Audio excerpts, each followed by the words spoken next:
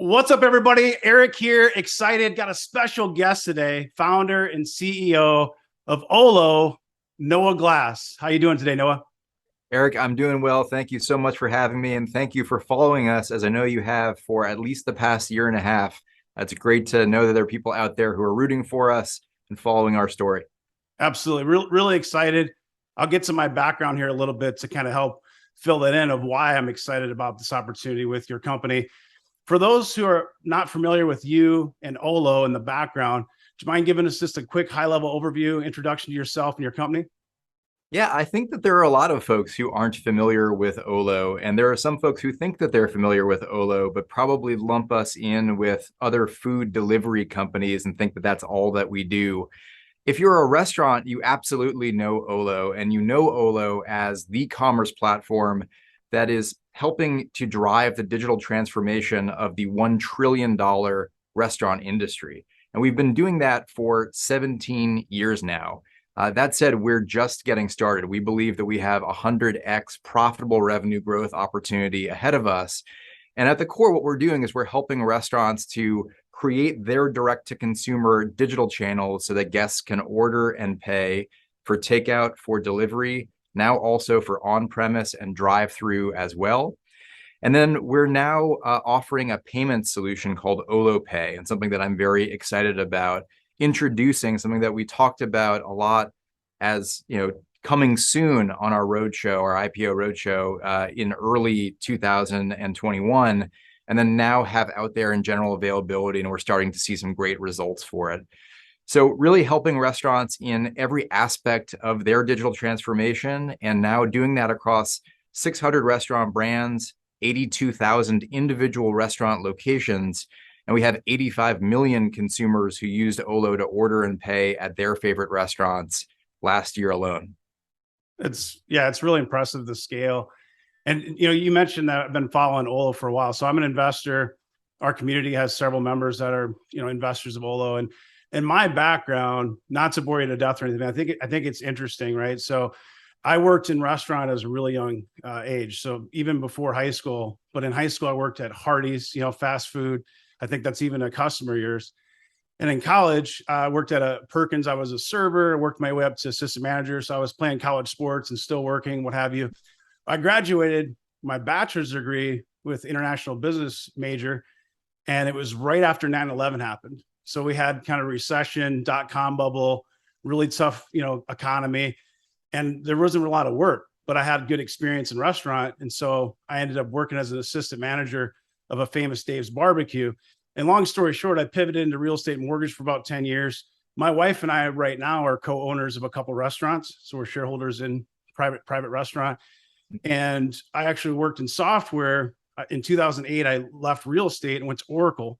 And so I sold software on-prem, and then through that whole kind of transformation into the cloud and software as a service. Also worked for partners doing implementation, so consulting work. So I have a good understanding of this marriage of restaurant, which has its own nuances, in software and technology. And it's a lot different when you think about the restaurant industry versus a lot of other commercial customers. They don't have huge IT teams. There's not as many people. There's not as many resources. So we'll get to more of that, the earnings call we had recently. We talked about some of the hurdles that we have right now in this type of environment. And it kind of relates back to that, restaurants not having unlimited resources and huge IT teams. But anyways, that's my background. So a little bit of software, a little bit of restaurant. I quit my software gig during the pandemic. I have little kids and decided I didn't want to travel anymore. And I started doing this full time. So Olo was one that really interests me just because of my background. And I feel like as an analyst, I might have a unique perspective of what you're trying to build versus somebody else that maybe didn't work in restaurant or in software. So, well, it's amazing to think about Hardee's, Perkins, Famous Dave's. Those are all great Olo customers. And then Oracle, now after its acquisition of Micros, the point of sale platform, is a great example of an Olo partner. We have 300 technology partners really on the other side of this two-sided network between restaurants and technology partners. So I guess across all of those, you really covered the gamut. Well, what's interesting too is, you guys have a lot of competition. You announced it even in your 10K, lots of competition. But the thing about it is, what people don't maybe understand is you have a lot of different segments of your business, especially with acquisition of Wisely and now with Olo Pay.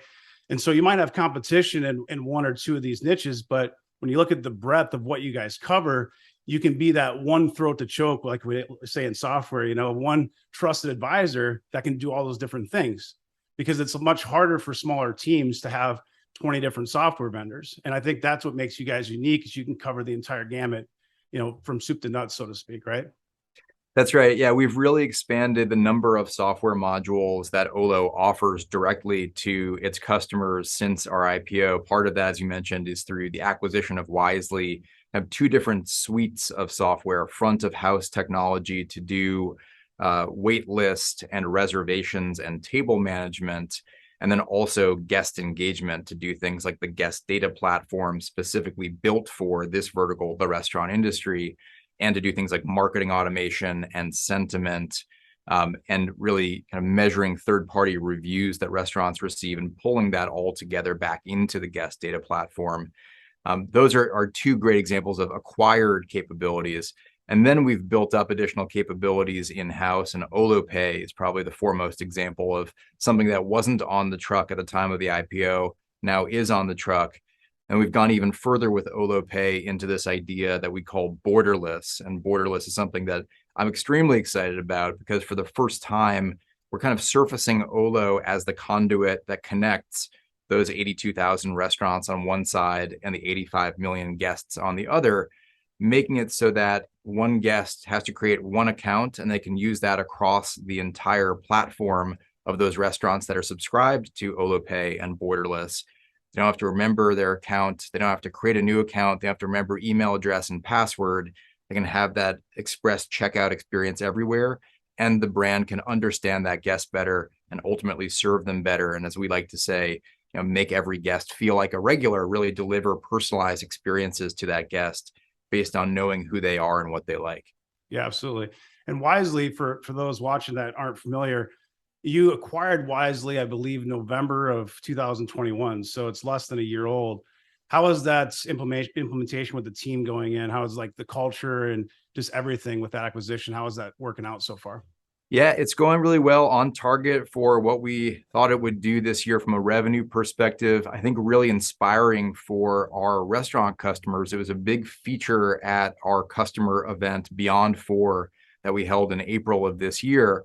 And it was a very logical thing for our restaurant customers to hear that this was the first thing that we went out and acquired, because I think a lot of them are thinking about, how do I really get closer to the guest? How do I make sure that the guest is choosing a direct ordering channel rather than going through a third-party restaurant delivery marketplace where I still get the transaction, but I don't know who that guest is? I'm not getting any data about the guest.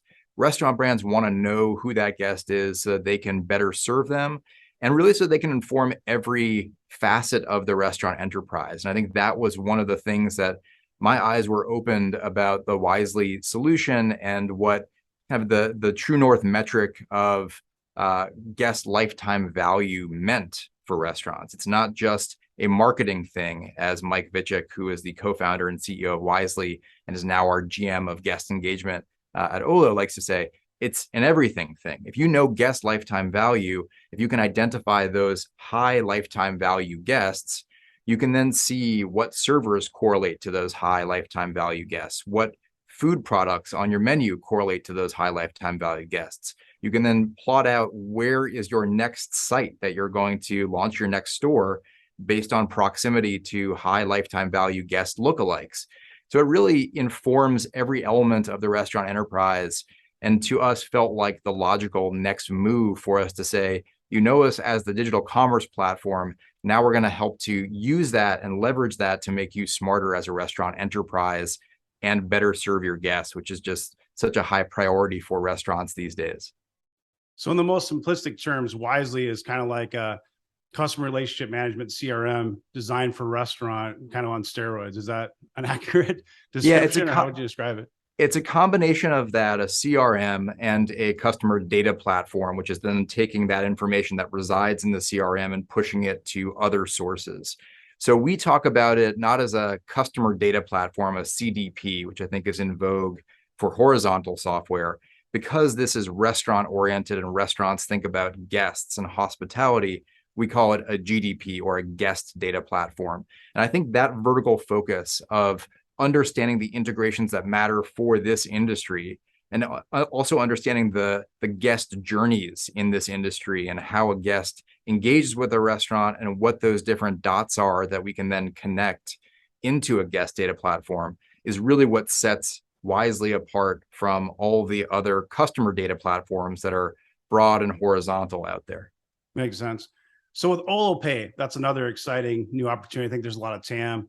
How is that going? Although you're kind of in the early stages of that. And can you just explain as simply as possible to somebody that doesn't understand, what exactly is it? What does it do?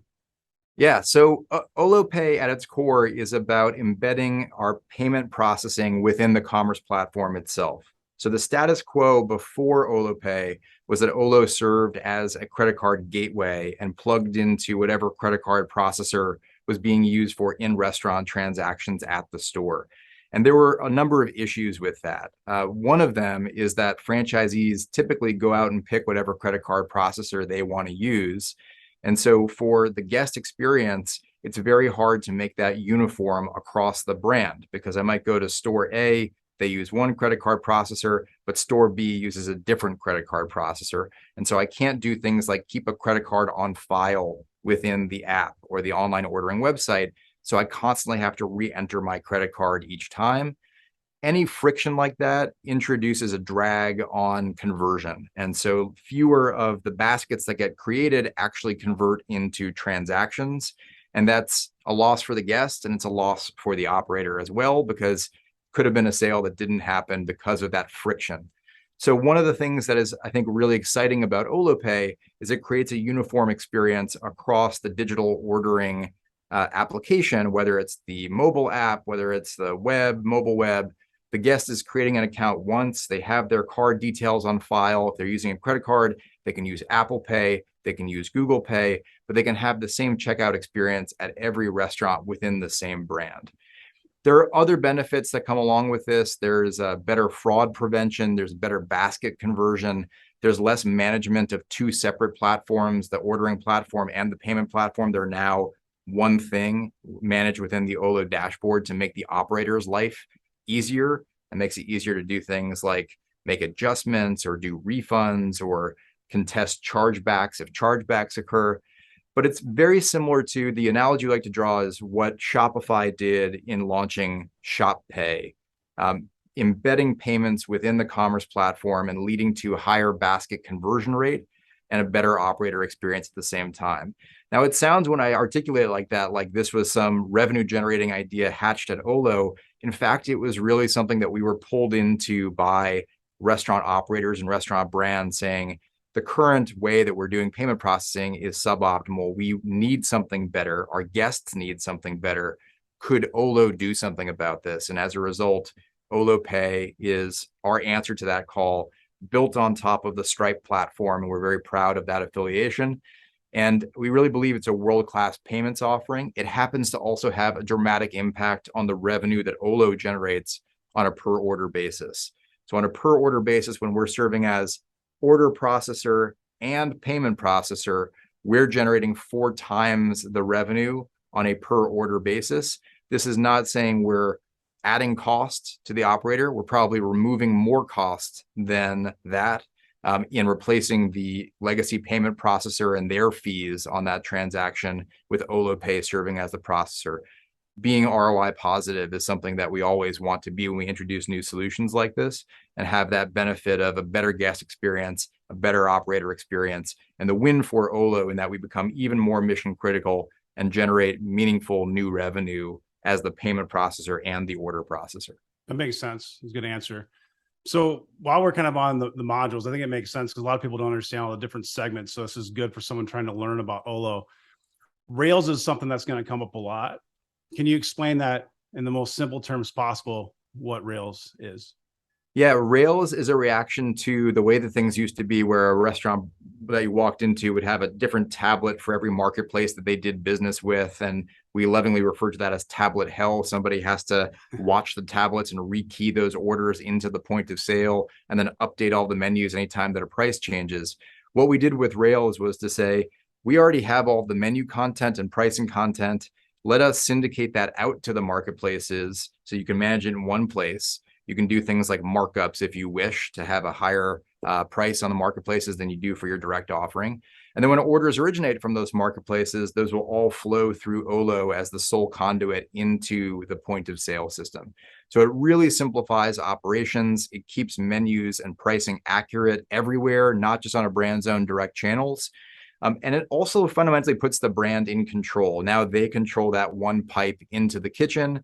It's loved by restaurant franchisors because franchisors now know that every order that's being processed is being rung up on the point of sale automatically through Olo. There were a lot of cases in that tablet hell scenario where orders would kind of go missing. They wouldn't get rung into the point of sale. And why is that? It's because the point of sale acts as the ultimate authority on royalty calculations and ad fund fees. And so some of those orders would never really get entered because they would be too busy or they would forget to add them in. Franchisors love having that control, and franchisees loving the operational integrity that Rails offers. Okay, that makes sense. So it's been over a year, so 18 months or so since your IPO. And looking back at some numbers, like looking at the 10K, one thing I noticed as an investor, so when you try to put a value on SaaS companies, we look at EV/NTM revenues, we look at Rule of 40 scores, net dollar retention rates, free cash flow, all those different things that you know about, of course. When I look at Olo, one thing that makes it harder, and there's some of these companies that are newer, like you think of Toast and like Blend Labs. I interviewed Blend Labs CEO as well. They went from just SaaS and they've trying to grow and expand, help their customers, which makes sense, right? You even mentioned Olo Pay was something where your customers had a need and you saw a need and took advantage of the opportunity, which is a good thing. What it does is it can make it a bit complex for Wall Street, I think, for analysts sometimes, because now you look at it and say, well, this percentage of their business is recurring revenue, is SaaS, and this is transactional based. How do we measure that? And I think it's important just to talk about this because I want to get your take on it. When I look at each year, you've had more transactional, which is good because it's increasing more TAM or total addressable market. Longer term, do you have a vision of what that looks like? Are you trying to get to a balance of 50-50, or what do you think that looks like in the longer term? Well, I think it's a really valuable question because it sort of speaks to the drivers of the long-term opportunity. I don't have a specific perspective on the mix of transaction versus SaaS revenue. What I do have a strong perspective on is looking at those drivers of what we think of as the 100x growth opportunity in our near term. And if I could speak to that for a moment, I think a lot of analysts rightly focus on locations and location growth. And I'm proud of what we accomplished in the second quarter, where we grew locations by 3,000 new locations that we add to the platform, 11% growth year over year. We're at 82,000 restaurant locations now. But if you look at kind of what location growth looks like as a component of the 100x growth opportunity, it is 4x. We have right now 82,000 locations. There are over 300,000 enterprise restaurant locations and C-store locations that we're now going after. So that's an important thing to focus on. But the much, much larger driver is growth in ARPU. And that's where subscription growth and transaction growth really come in. And ARPU growth grew by 12% year over year. And I think if I look at individual stories of how ARPU is growing dramatically in some cases, I look at a brand like Nando's. So Nando's I spoke about, I think, for the first time in the first quarter earnings call. And that was about how they went from just using Olo in the traditional way for takeout and delivery to now using our on-premise ordering solution to do QR code ordering at the table. Just making that move, just adopting that new service model, they increased their order volume through Olo by 6-fold.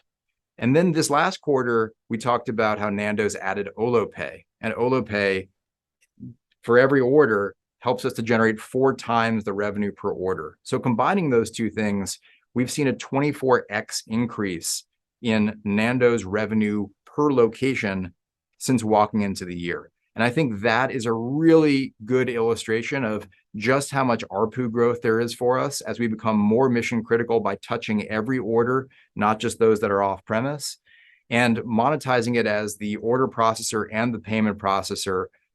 And then, of course, we have additional growth of ARPU in the form of new software modules like the Wisely guest data platform, marketing automation, sentiment, et cetera, that we can continue to layer on top of that.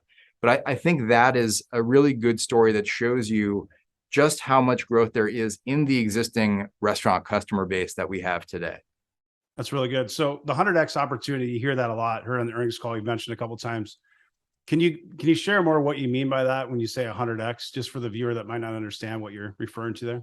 Yeah, so let me break down sort of the three drivers discretely. So there is a 4x growth in locations that we have available to us, going from the 82,000 current locations that are on the Olo platform to the over 300 enterprise US restaurant locations in our total addressable market. We in Q1 also talked about launching with Quick Trip, which is one of a C-store operator utilizing the Olo platform for prepared food, for fresh food. And there are about 55,000 enterprise C-store locations that we added to the TAM. But that math of 82,000 up to 300,000 plus is a 4x driver of our total addressable market. Then we have the ARPU growth segment, and that's broken down by touching more orders per location and by generating more revenue per order. So on the touching more orders across the industry, digital penetration is at about 15%. So going from that 15% up to 100%, that's a 6.25x opportunity. And then the revenue per order opportunity, adding Olo Pay in addition to being the order processor, is the 4x opportunity. So that's 6.25 and 4 together are the 25x. And as I mentioned, there are other drivers of our opportunity beyond that in what we acquired through the Wisely acquisition and additional product modules that we add in organically over time. But just wanted to illustrate in simple terms how these things multiply together to create the 100x opportunity that we're going after. And we feel well positioned and in fact, best positioned to go and capture in this market. So C-stores is something I wanted to ask you about. And you kind of mentioned it a couple of times there. What segments of Olo would be important to a C-store? C-store is a convenience store, correct? Yeah. C-store, a big part of that industry has been what's called fresh food. And fresh food is, to you and me, a prepared meal, something that is custom made. You think about ordering a sandwich, you think about ordering a pizza. If you're picking out what goes into that sandwich, what goes on top of that pizza, that is a made-to-order food offering that C-stores are really getting into with their kitchen production capacity. That has become a big driver. There are now 55,000 locations in the US enterprise C-store market engaged in fresh food.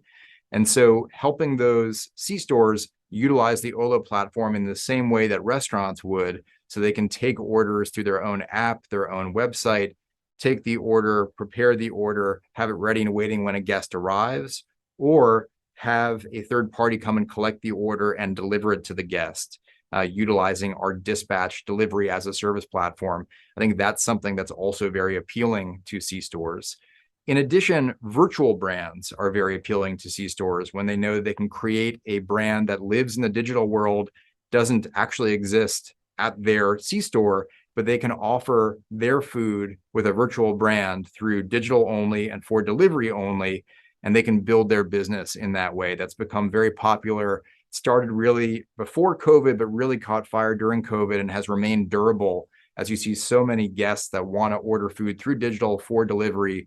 Both restaurants and C-stores, really any productive kitchen is engaging in that as a way of filling up their remnant capacity for production. What about grocery stores? Is that an opportunity for you guys at all? Do you look at grocery stores as a potential opportunity to get into? Certainly grocery that is doing prepared food, or things like a deli counter, or things that are, a cake that is being made and has to be decorated in advance. Anything that is personalized, custom made, just in time, and perishable is a really good fit for the on-demand commerce platform that Olo has built on behalf of restaurants, but really with an eye toward anybody who could derive benefit from a platform like that. Okay. So I want to switch gears a little bit. We'll talk about the pandemic. Now, there were a lot of companies that had pulled through from the pandemic. You think of like a Zoom Video, you think about Olo, right? I mean, people need to eat. And the reality is a lot of people don't cook at home and they want to eat out. Restaurants are closed. They still want to eat. So places like Wingstop, they were as busy as ever. They already were high percentage of digital orders, but it became all digital. And so you guys had some pull through, of course, and that's going to impact when you think of comps. And this is something a lot of people just don't think about. You're like, oh, well, your growth is this. Well, yeah, but we had pull through and these comps are really hard. That's something as a long-term investor you look at. But if you're an analyst that's thinking short term, and a lot of Wall Street analysts are thinking 1 quarter, 1 year, because they're paid on performance calendar year. The difference with our community is we're thinking, what kind of companies can make us 5 and 10x opportunities over the next 5 and 10 years, when you zoom the lens out. And so there might be some growing pains with some of these companies. They're smaller caps like an Olo that has tremendous growth that could be a much bigger company down the road. So when I think of the pandemic and I look at comps and I look at a couple of things you addressed on the earnings call were elongated sales cycles and elongated deployment times. And it makes a lot of sense because restaurants, some people might have insight of this, but they're struggling right now to find talent, to retain talent, and they've got a lot of problems they're dealing with, supply chain. Some of that's starting to improve, but if you're in management, you're executive management, the first thing on your mind might not be signing with Olo or going through that deployment because you're busy elsewhere. And so it makes a lot of sense. And part of that, you had pull through where everybody kind of went heads down and implemented Olo. And so you had this pull through makes hard comps. Now you also have the other side of it where these restaurants are struggling, trying to get back to normalcy, especially with the labor force, with rising, wages and just people's sentiment. Like, I quit my software job to do this. Some people are like, hey, I don't want to work in that field anymore. I want to do something else. So can you speak to that at all? I'm trying to kind of set up some of the things we talked about on the earnings call and kind of tee it up a bit for you. Yeah, I think that's exactly right, Eric, that you look at the environment that restaurant brands specifically are operating in right now. I was on the phone with the CEO of a top 20 quick service restaurant brand, one of our customers, and he said, Noah, if I were to increase prices on my guests by the amount that my raw inputs, the food costs have increased for me, it would be a 30% price increase. I can't do that. So as a result, I'm getting squeezed. I'm less profitable than I have been. I have to fight commodity cost increases. We have to fight labor. That's an ongoing challenge. The cost of labor, just getting people working in the restaurants, to your point. I have supply chain challenges. I think that one framework that I love to think about is the Eisenhower matrix. I don't know if you've heard of that before, but it sort of looks at things that are important versus things that are urgent. Mm-hmm. And I think everybody identifies that digital transformation in this industry is really important. However, at this particular moment, they have a lot of really urgent hair on fire issues to try to play whack-a-mole and get commodity prices down and get those contracts with those suppliers in the right place and figure out labor and figure out supply chain and figure out building costs. There's just a lot of things that are distracting, pulling the attention of restaurant brands and also restaurant operators at this particular moment in time. I mean, this is a historical anomaly, this kind of inflation in food cost. And I think it's something as a result that is going to be transitory. But that does mean that when their attention is focused on those kind of hair on fire matters, they're less able to focus on enhancing their digital ordering program. And so I think that is something that we're experiencing both at the brand level in terms of signings and at the individual operator level in terms of deployments. There are kind of tasks that an operator needs to go through to get digital ordering enabled at their restaurant location, to do training, et cetera. So, I mean, we do think that there are things that we can do about it, and we're starting to help out with third-party implementation parties that are helping to get brands up and running, to make more things lighter weight and self-service, and to do more ourselves on deployments. But it was something that we saw impacting us in Q2, and so we kind of did the prudent thing and carried that forward through the balance of the year as we thought about where guidance should be on the Q2 earnings call rather than at the top of the year. Yeah, no, that's perfect. And it's just good for the viewer to hear it again, like if they didn't listen to the earnings call. The other big item on there and you probably were expecting it. So I'm just going to bring it up. I feel like you guys did a great job of addressing Subway, but I think there's this confusion, like some analysts look at it and say, well, Subway is a top 20 brand and, this, and this. But from my understanding, and correct me if I'm wrong, and then add to this, Subway essentially was only using one module. They're using Rails. Your average is something like 2.7 modules per customer, right? So the ARPU is very low with Subway. And, they essentially have this complex global, system that they built, in-house system. They're also unique. You're a unique customer.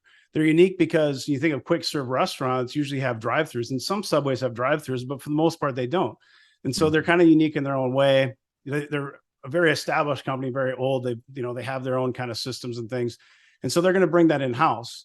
And so there's some people out there thinking, oh, well, if Subway does it, what about somebody like a Wingstop or something that would be critical? Because I'm a Wingstop investor too, and they have a lot of international opportunity. And that's one of the questions I want to ask you is about international, but there's more questions and I'll probably be able to ask you on this interview. But when you think of Subway, is there anything that we're missing that I didn't cover? I mean, from what I understand, it's kind of a unique customer. It's an anomaly. You knew it was coming. You've already addressed it when you think of your guidance, and it's maybe being scrutinized a little bit too hard. In my opinion, that's just my opinion. What are your thoughts? Yeah, I think you covered it well. I will repeat some of the things and just frame them maybe slightly differently, but Subway is an anomaly in our industry. It is truly one of one, and it is the largest restaurant enterprise in the history of this industry. It is also, as you said, Eric, a homegrown tech stack from the point of sale up to the digital ordering platform. And that's global, proprietary, and it's been in place for a long time. So the role that we were playing with Subway was limited. It was just our Rails module helping them to augment what they had already built in-house to enable those third-party marketplaces to integrate in and be that one conduit into the Subway digital ordering platform and point of sale. And I think it's worth noting that we are having active conversations with Subway and all of the top 20 restaurant brands that are out there. And it's not just about the Rails module, it's about all 12 of our modules. And I think that there are some modules that are representative of undifferentiated heavy lifting, things that we have done as a SaaS platform, doing it for 600 brands across 82,000 locations, where years ago, a restaurant brand had to build something in-house, and now they have an alternative and they can look at have the lower cost of ownership of a SaaS platform because they get the economies of scale. It's multi-tenant architecture. And I think that's not just a restaurant thing. That's a larger story of we believe that SaaS is superior to homegrown software. And I think that message is resonating more now than it ever has, especially in this macroeconomic environment, because every budget dollar, especially the restaurant R&D IT budget, is getting scrutinized. Why do we continue to support a homegrown platform rather than migrating onto a platform like Olo at a much lower cost and at a level of excellence? So if we look at since we IPO'd, we have brands like CKE, we have brands like Carrabba's Italian Grill, Hardee's, we talked about Potbelly, Outback, TGI Fridays. All of these are examples of brands that had a homegrown platform and migrated onto Olo and mothballed what they had been doing before that. And I think a lot of that is about the lower cost of ownership. Yeah. I also think that there is kind of platform level innovation that Olo can bring to bear, given the critical mass of restaurants that we have on our platform and brands that we have on our platform. And I think Dispatch is probably one of the best early examples of this, where we said, we have so many restaurants that are using Olo that for these third-party delivery companies, these logistics companies that want to offer delivery as a service, they can integrate once into Olo to access all of these restaurants within this side of the network. That then led to a two-sided network where we've really created delivery as a service in a unique way for the restaurant industry and our customers. We then replicated that with Rails, and we're replicating that in maybe the largest way to date with Olo Pay and with borderless.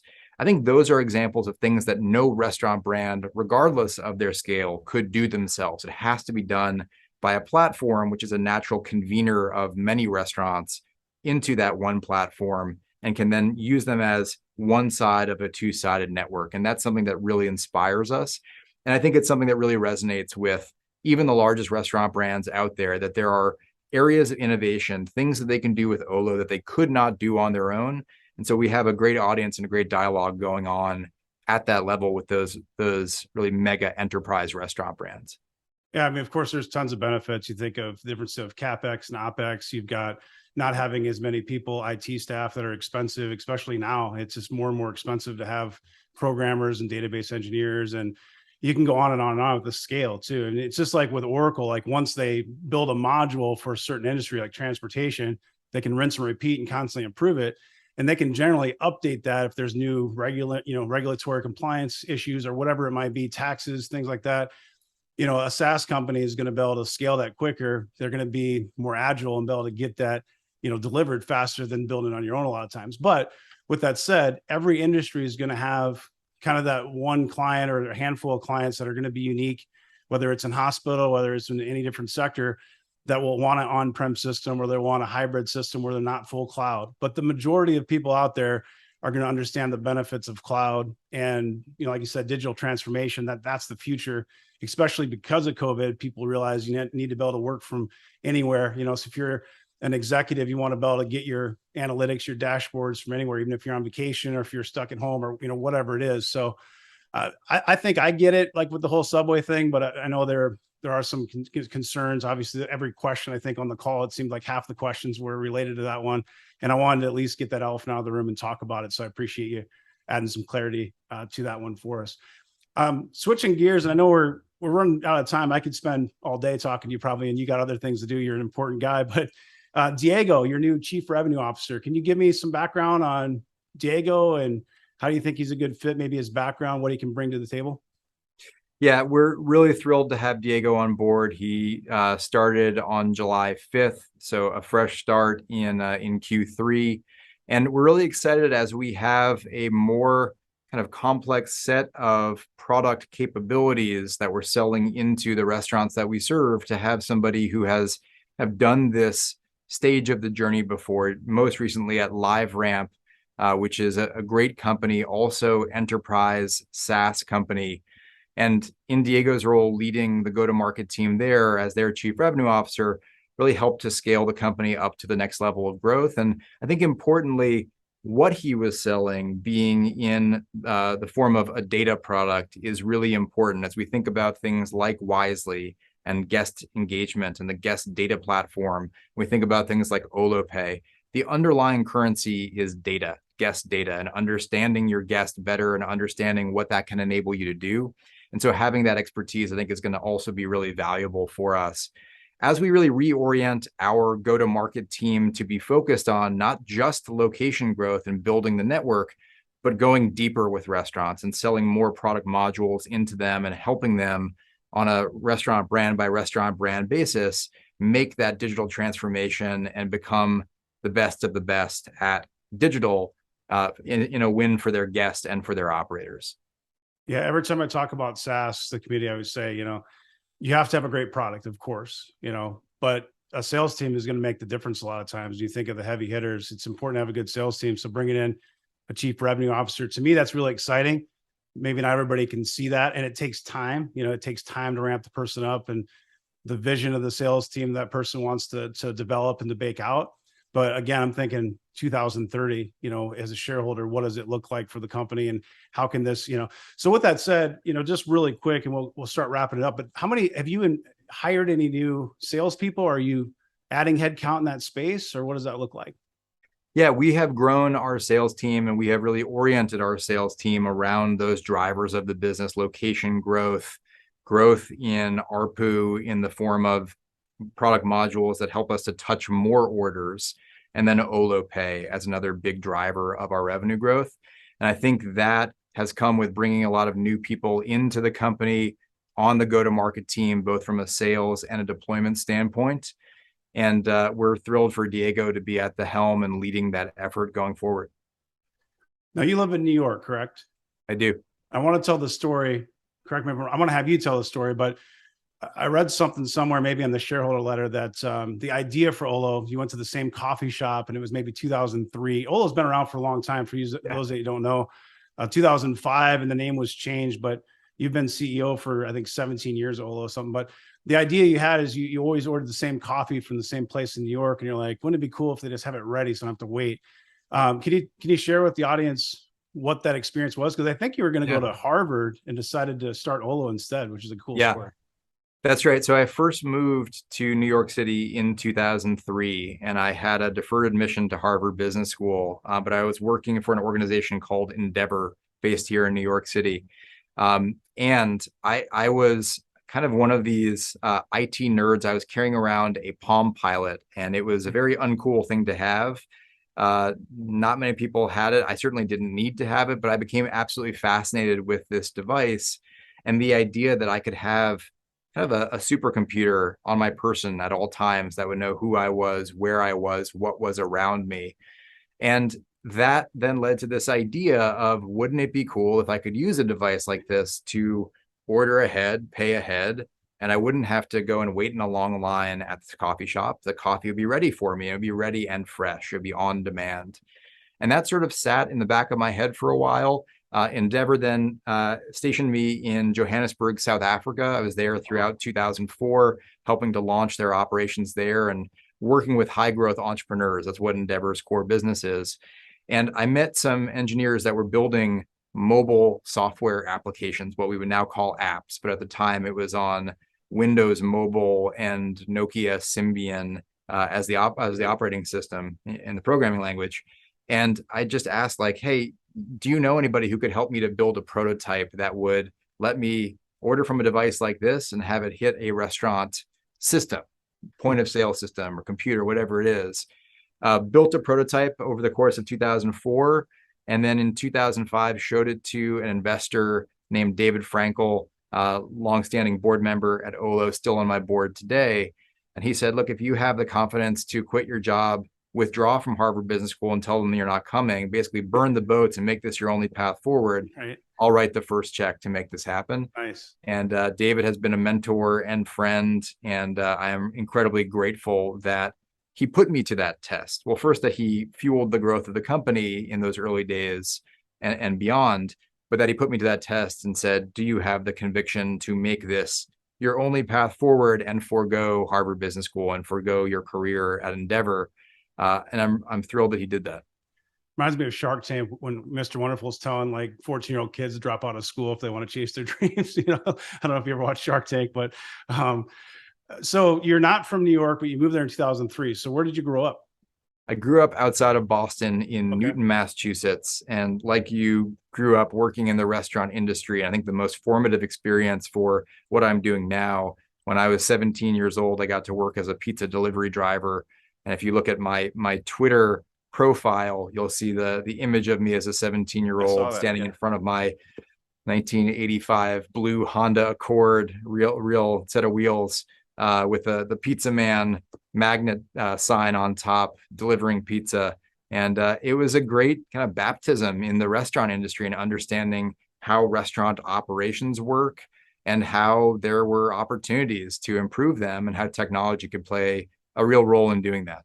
It's one of the unique industries where if you look at GMs of stores and things, pretty much all of them, especially historically, they worked their way up. They started as busboys or washing, you know what I mean? Like you generally don't see a ton of them that just come in out of college, and go into, general manager of a restaurant location or something like that. So it's very much a prove yourself type of industry and work your tail off to prove yourself and work your way up. And I respect that. I'm come from a blue collar family, and I respect that. And a lot of hard workers in that industry, and it's a very unique industry. So I know you got to go wrap it up. So you're Boston. Do you have any, are you probably going to get in trouble here? Sports teams. Are you kind of a Boston sports fan then? Are you a Patriots fan, maybe, I assume, or are you more New York? I am a Patriot. It's gotten a little obnoxious to be a Patriots fan. It was like, during the Brady era, it was sort of like being a Yankees fan when the Yankees just kept on winning every single year. Baseball is a more interesting story. I'm an Oakland Athletics fan, and that's because my brother-in-law is the GM of the Oakland Athletics, and I've been a diehard fan since he and my sister got married in 2004. So it was a big year for me in a number of ways, and a really fun team to root for. When you see the helmet back there, you don't want to say anything, please don't. But we can still be friends. Falcons that was quite the way to lose a Super Bowl. I'll tell you that much. It took me a while to get over that one. So the Patriots, especially Tom Brady, he was not my favorite for a long time, but I'm over it. It took me maybe 5 years, but I'm over it. But anyway, no, I really appreciate your time today. I know we're kind of out of time, but this was great. I think it was really educational, not only for me, but for the community and the viewers, and maybe we can have you back again sometime. But congratulations, on the solid quarter overall, and keep up the great work. And thanks for joining us today. Eric, thank you so much for having me, and thanks for the kind words. Take care. See you. That was awesome. I hope you enjoyed it. I want to thank you again, Noah Glass, for your time. Also need to thank The Motley Fool for sponsoring the video. If you want to see the 10 best stocks to buy now, visit fool.com/fired up wealth. If you're not subscribed to this channel, please do subscribe now. Click that bell to get notifications. The more support you give this channel, the more interviews that we're going to do with CEOs. So let's keep the momentum going, guys. Drop a like, drop a comment, help the algo. I appreciate your time and attention. Have a great rest of your day. Take care.